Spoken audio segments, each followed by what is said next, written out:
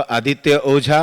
Run का सवाल है, 3 बॉल पे 9 रन आ चुका है और फिर से एक बार आदित्य ओझा का ये स्ट्रेट ड्राइव सीधा 4 रन के लिए, तीसरा चौका ये पहले ओवर की चौथी गेंद पर आता है। आदित्य ओझा कहीं ना कहीं ये फुल टॉस गेंद थी और केवल दिशा दे दी गेंद को। मिड ऑन के खिलाड़ी दौड़ना तो चाहते थे लेकिन केवल दर्शक बन के रह जाएंगे। क्रीज का भी उपयोग कर रहे हैं डिशुम चौका।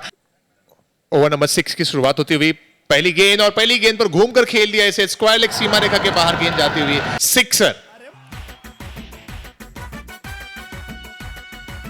पहली गेंद ओवर नंबर 6 की, और पहली गेंद पर जबरदस्त अंदाज में ये निकलता हुआ आदित्य ओझा के बैट से डिशुम BIPL सिक्सर।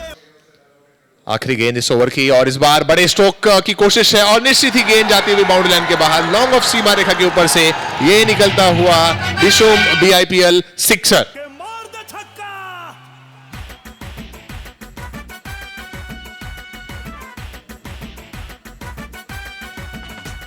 ना 40 रन हो रहा है। जब तक आदि है, देखो छक्का मार भी दिया, तो ये मैं बोल रहा हूँ ना, आदि जब तक टिका था तो हम लोग खेल सकते हैं। ओह शिट, आदि आउट हो गया।